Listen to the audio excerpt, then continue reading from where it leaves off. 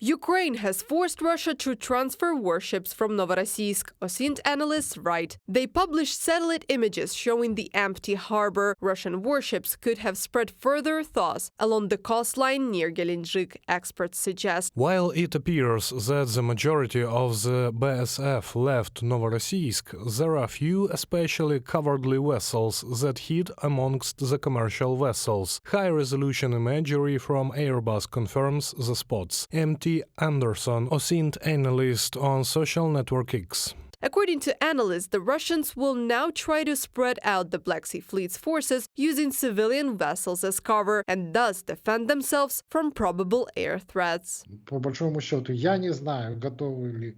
As a matter of fact, I don't know whether our command is ready to strike Russian warships that will be in proximity to civilian ones to damage civilian infrastructure, thus destroying the military fleet. But I think that we will still find ways to deal with the remains of the Russian Black Sea Fleet. Kyiv is close to receiving permission from the United States and Britain to launch long-range missile strikes on territory deep inside Russia, Newsweek reports. Neither Washington nor London has officially announced the cancellation of restrictions yet. On September 15th, British Prime Minister Keir Starmer said that the final decision on the use of Storm Shadow missiles against targets in Russia had not yet been made. He said this after a meeting with the US President Joe Biden. The two leaders discussed further steps to support Ukraine. I think if you look at both the Ukrainian situation and the Middle East, it is obvious that in the coming weeks and months there are really important potential developments. Keir Starmer, Prime Minister of the United Kingdom. The Times estimated that if the restrictions on the use of Storm Shadow missiles are lifted, the Russian Black Sea Fleet base in Novorossiysk, military airfields in Krasnodar region, the air base in Shakivka, and several other major military facilities could be under attack. According to the Institute for the Study of War, if the restrictions on the use of ATACMS are lifted, the Ukrainian armed forces will be able to hit targets in various regions deep inside Russia. A total of 245 military facilities in Russia could be hit, of which only 16, 6.5%, are air bases, while the rest are Russian brigade locations, headquarters, command posts and military plants, from the report of the Institute for the Study of War. The Ukrainian Defense Forces have already destroyed one-third of the warships of the Russian Black Sea Fleet and significantly damaged another part of them. The Speaker of the Ukrainian Armed Forces Military and Naval Forces, Dmytro Platenchuk, has said. According to him, Russia still has at least 8 cruise missiles carriers in service, and although the number of attacks from the sea has significantly decreased, the threat still exists. But even Russia itself recognizes the fact that its navy no longer controls the situation in the Black Sea.